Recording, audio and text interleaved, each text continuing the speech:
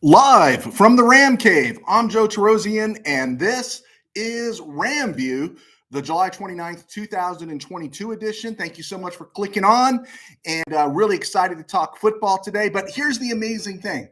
All I do on this show is talk football. Now, if you guys want to give me the clicks and the likes and all that stuff, I'll talk about other sports, but I've kind of committed to just talking Rams football because that's more narrow, and I can keep focused on it with my schedule. But I was asked what my opinion on Brittney Griner was. And I really don't have an opinion on Brittney Griner other than she's an American and bring her home. Do everything you can to bring an American home. I got no problem with that. And then put her in jail for a year for being just sheer stupidity, right? I can't imagine thinking you're going to go to another country and think your American privilege is going to follow you over there. It's so funny that someone who's not so fond of the American system, she protests it and everything, which is her right. She exhibits a lot of American privilege, as a veteran of something like 20 mission trips to Mexico and over 40 border crossings with students. You have to drill into these students that you're not in America anymore. You have no rights in Mexico except which they want to grant you. And you can't go in there and say, I'm an American and I didn't know. Sorry, you're in another country.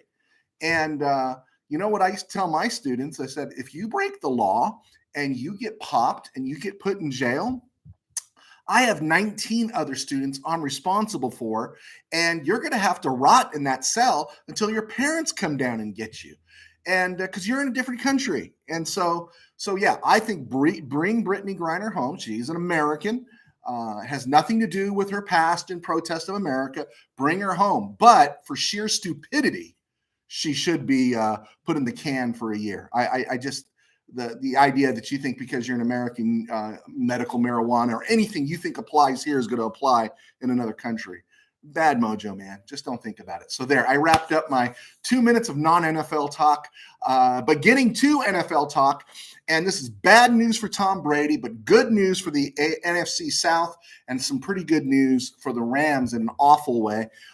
News broke today that Tampa Bay center Ryan Jensen injured his knee in camp and is expected to miss a significant portion of this upcoming season. I'm going to sneeze. Okay. And he has not missed a game to this point for 5 straight years. He has 81 consecutive starts. The guy's been money, but he's 31. And the Buccaneers just inked him to a 3-year, 39 rock deal, 26 guaranteed. And he's 31. And now they're on the hook for 26 guaranteed for 3 years, the second highest paid center in the NFL. And now they've lost him for a significant part of the year. I'm sorry. 13 big ones for a 31-year-old center. Match that to what the Rams do, right? Let's go back a couple of years. Austin Blythe was a very competent center for the Rams. I think he was in the top 15 of centers in the league, and they let him go, and they didn't make him a huge offer, and he turned down a little bit more money from the Rams to go to the Chiefs, and then, of course, we know what happened. He's bouncing around everywhere now because they went with Brian Allen, who they developed. Austin Corbett, it was a great deal to bring him over when they got him, but they developed him. He played well, and it's like, hey, we like you, Austin, but goodbye. We're going to go with Coleman Shelton, draft Logan Bruss, and see if Bobby Evans has anything at all to offer.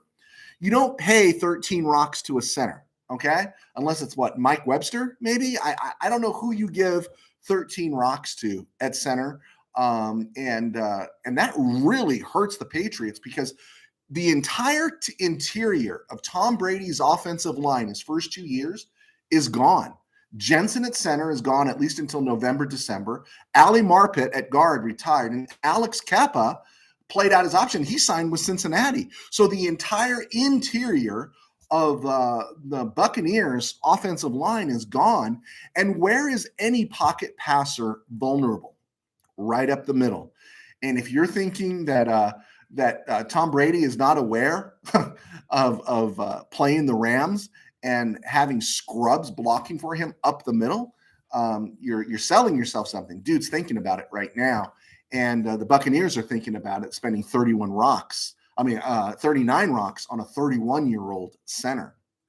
Okay. News also broke today a little bit this morning. I wasn't going to talk about Kyler Murray, but Kyler Murray's study requirement was taken out of his contract, which he thought and said was ridiculous. But here's the ridiculous. He signed the contract. He signed the contract that basically said, you're lazy. That's what he did.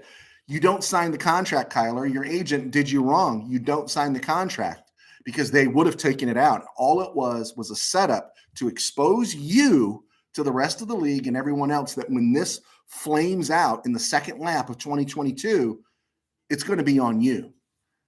And instead, you signed the contract.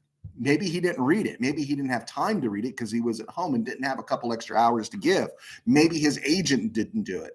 But whatever the case is, he whiffed again. And so he might be all upset. This was a stupid thing. You signed the contract that said, yes, here on the dotted line, I, Kyler Murray, am lazy. I'm signing this contract right here. I love the Rams' chances this season. I really do. Finally, a lot of talk about Jimmy Garoppolo. And if I'm Jimmy Garoppolo, I know you want to get on the field. I know you want to play. But every day that you're not taking a hit, you're getting better, okay? And I know Jimmy listens to me all the time. He always watches the show, right? But if I'm Jimmy G, I'm chilling, I'm staying in shape, and I'm not putting any demands on the 49ers, because two things are running in his favor. If Trey Lance is a flameout, then Jimmy is back running his team, right? Because here's the thing about the 49ers is their window is closing. Their window is closing. They got a limited window. Kittle gets hurt every year. Their running backs get hurt every year. They play physical football and their guys go down. Trent Williams is getting age on him, right? And the Bosas, I don't know which Bosas it's there. He's just a Bosa, but they're always getting banged up. So their window in Frisco is closing. And if Trey Lance flames out by midseason, which I don't think he will, but if he does, then Jimmy's back running his team if no deal is made. Or when the 2022 season has its first catastrophic injury at quarterback, a team in playoff contention will make a deal, which is good for the 49ers because they'll probably give up a 2 or a 3 or something for Jimmy. But Jimmy G will also get to go someplace with an opportunity for a playoff run and maybe something a little bit more. So if I'm Jimmy G, I'm chilling. Do what you guys need to do. I'm going to chill, stay in shape. I'm not going to take any hits, and my shoulder's not going to get roughed up anymore. And maybe, just maybe, by week 4 or 5, as a fresh guy coming out, he gets dealt to a team that needs a quarterback down the stretch. I know I wouldn't mind having him as a backup for the Rams, but we know that ain't going to happen within the division. So that's just something to keep in mind about Jimmy G. And I'm looking forward to seeing how that plays out. Actually, this is good news for the Rams because, one, the injury thing, unfortunately, at Tampa Bay is the Rams' number 1 threat. But also Frisco always scares me because Kyle Shanahan owning, by and large, Sean McVay. So the two teams that I view as the threats of the biggest threats of the Rams do have struggles still. So it'll be interesting to play it out. As a reminder, I am Joe Tarosian, and this is RamView. You can catch me at joetarosian.com. I'm also, my Twitter handle is JoeT13B on Instagram and on Twitter. And I posted earlier today at joetarosian.com from the Ram Cave that kind of focuses in on Lester Josephson, who, if he was still with us, he'd be 80 years old today. All around good dude from everything I heard. I saw an interview, or I read an interview where someone asked his wife, is he in pain? And she said constant, but he thrives. He does really well through it. A good-natured guy. Henry Yep posted a picture underneath the link that I posted and mentioned meeting him in St. Louis. So he's been gone now for a couple of years. But good thing to remember Lester Josephson, and we'll talk about that. But that's already posted at joetarosian.com, and the links are spread all over social media. All right, I'm also a writer. Check out my books on Amazon.com. Tangent Dreams and Temple City Company of the Ages are 2 football novels that have had second life thanks to you folks. So if you get a chance, check them out, leave a review. I'm happy to answer any questions you might have about them. All right, as we come to the 10-minute mark, some of the stuff that's popping up on Threads and a little bit in conversation, but I'm seeing on Threads people are so worried right now about the Rams' defensive line now that Bobby Brown is out for 6 weeks. And it's really interesting because I'm not too worried about it. Brown only played 29 snaps last year, right? And the guys that played in front of him, after you get past Ashawn Robinson, Greg Gaines, and that guy, what's his name? They call him Aaron Donald. Yeah. When they talk about those guys, the guys behind them, Marquise Copeland played 139 snaps last year. He even got an interception in the playoffs. Michael Hecht had 111 snaps. Jonah Williams played 96 snaps. Now, the interesting thing about all those guys is they're all undrafted free agents. And Marquise Copeland is heading into his third year in the Rams organization.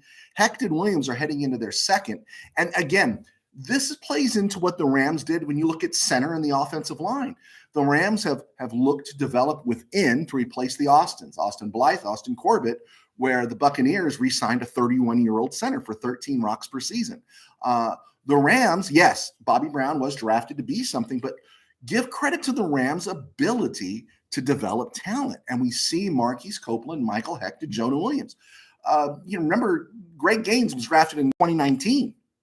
In his first two seasons combined, Greg Gaines had less than 300 snaps. Now, I'm not saying Copeland, Hector, Jonah Williams are going to be Greg Gaines, but there's a reason the Rams have kept these players around, and that's because they developed them. Morgan Fox, even Darius Williams, to name a few. This is something the Rams do exceptionally well. Besides hitting on 5th, 6th, and 7th round draft picks, they also find those undrafted free agents and develop them and get clicks out of them and then turn them into what? Comp picks, right? Presently, everyone is high on Elijah Garcia. So don't get all worked up. You're a Rams fan, and Rams fans should be a little more nuanced, right? Because the non-nuanced fan looks down the line and doesn't see a name it recognizes. It doesn't seem a name that's familiar. Even the reporters, quite often, who are often quite lazy sometimes, not all of them, but some, they don't dive deep enough to look and see who was also in the rotation last year and getting snaps. And they're not seeing any names. So the idea is to panic and say, let's sign Ndamukong Suh. Let's sign Ndamukong Suh, which I'm not against Ndamukong Suh, but I'm not necessarily for it on this side of November. Let's get to November. Let's see what we got. Unless there's a catastrophic injury, let's see what we got.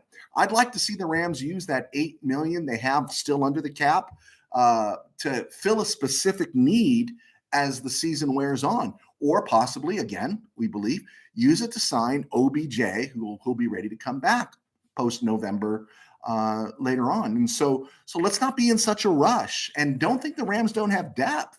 They got Ashawn Robinson, Greg Gaines, and that dude named Aaron Donald, who everyone always talks about. But they also got Marquise Copeland, Michael Hecht, Jonah Williams, who all got in playing time the last couple of years, and the Rams are developing them. Now, are they long-term answers? No, but who off the street are you going to get for a long-term answer? And do you want to play 5 or 6 rocks for a guy that's already on the street instead of using your homegrown talent? Hey, as the guys in my neighborhood used to say, homegrown, man, homegrown, right?